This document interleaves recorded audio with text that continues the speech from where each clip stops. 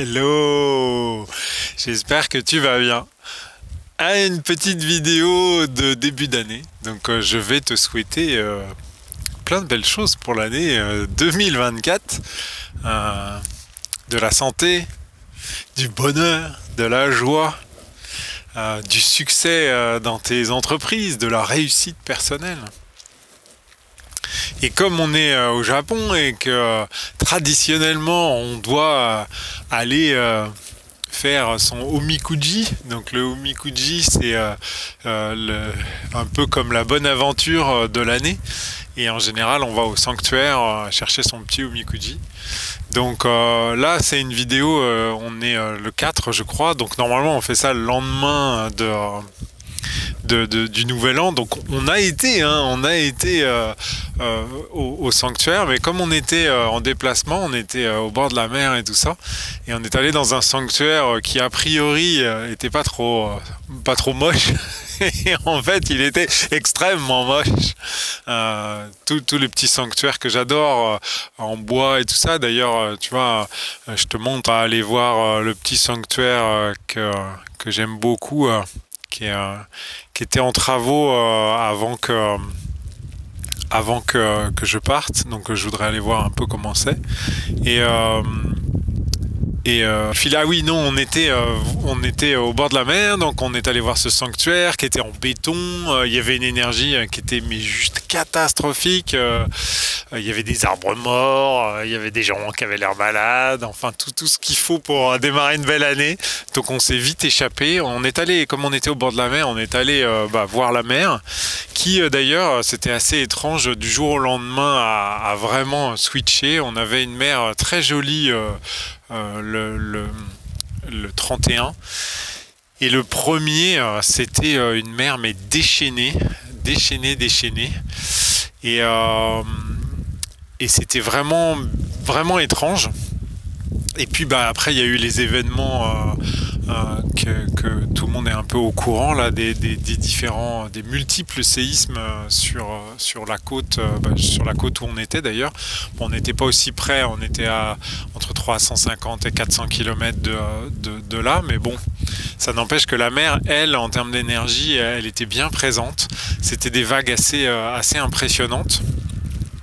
Et à tel point que on a eu quand même l'alerte séisme et tsunami. Donc on est allé se mettre en hauteur, histoire. D'ailleurs, on a trouvé un lieu vraiment magique avec une super vue.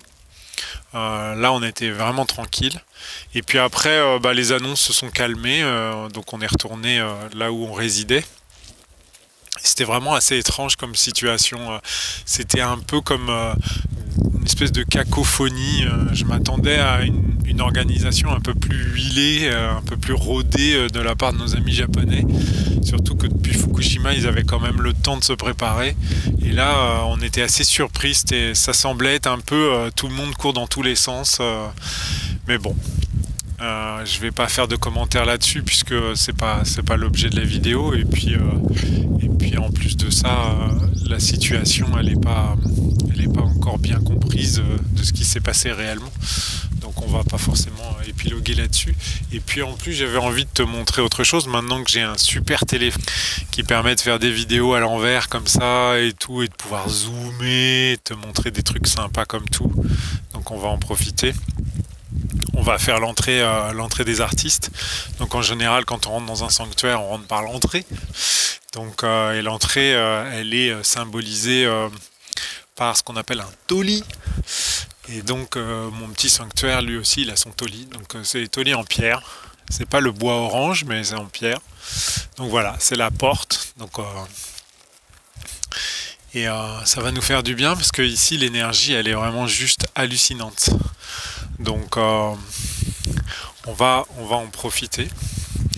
Et donc en ces temps troublés, justement, ce que je trouvais intéressant, c'est de se poser la question, puisque d'un côté on a des événements qui secouent pas mal, qui remuent aussi bien de manière globale que, enfin, je dirais collective, que de manière personnelle. Et puis d'un autre côté, on est le début d'année, c'est les questionnements par rapport à sa nouvelle année, qu'est-ce qu'on va faire personnellement dans cette nouvelle année, et en même temps, quelles sont les décisions qu'on va prendre, quelles sont les actions qu'on va mettre en route. Et je trouve ça intéressant de se poser la question de savoir est-ce qu'il y a un moyen assez simple de savoir ce que l'on doit faire, entre guillemets, même si enfin, le fait de dire ce que l'on doit faire, on se pose la question, sous-entendu, que quelqu'un d'autre déciderait à notre place. Et comme je veux pas polémiquer sur l'histoire des tsunamis, des accidents d'avion, des trucs comme ça et tout ça, parce que c'est un peu tendu en ce moment, point de vue news. Je me suis posé la question de savoir comment ça m'impactait personnellement ces histoires. J'en profite pour te montrer, tu vois, que c'est quand même des lieux où tu sens que l'énergie, elle est là, quoi. Et que tu as envie d'y aller. Et en fait, c'est vrai que, comme je te l'ai dit, on n'est qu'à 300 ou 400 km des séismes et surtout des conséquences, puisqu'il ne faut pas oublier que parmi tout ça, on a quand même des familles qui ont perdu leur maison, des enfants qui sont à la rue.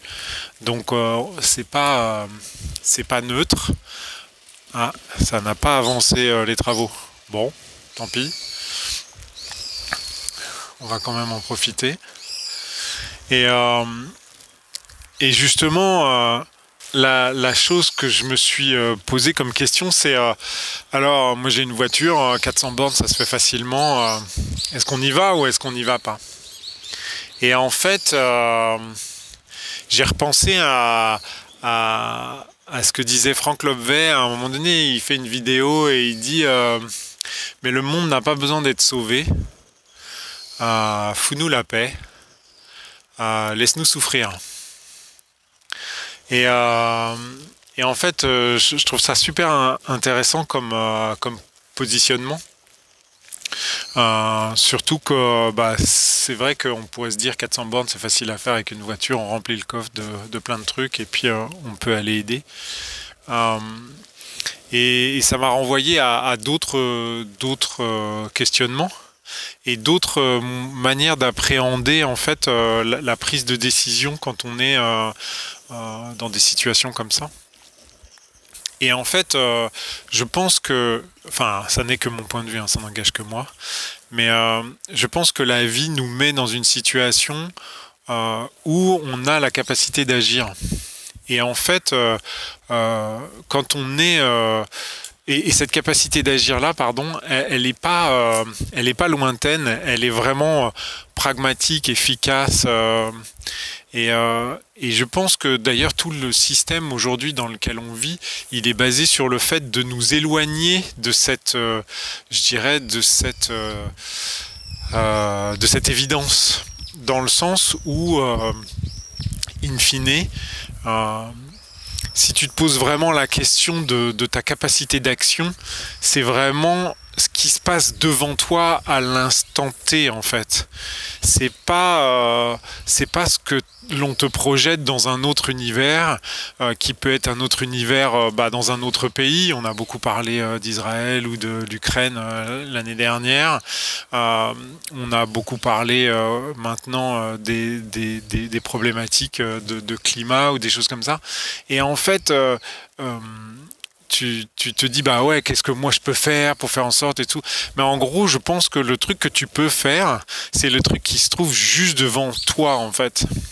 Schématiquement, il y a des gens, ils veulent absolument sauver la planète, faire en sorte que il n'y ait pas de dérèglement climatique et des machins et tout comme ça, mais quand il y a un papier par terre, juste devant eux, ils le ramassent pas en fait.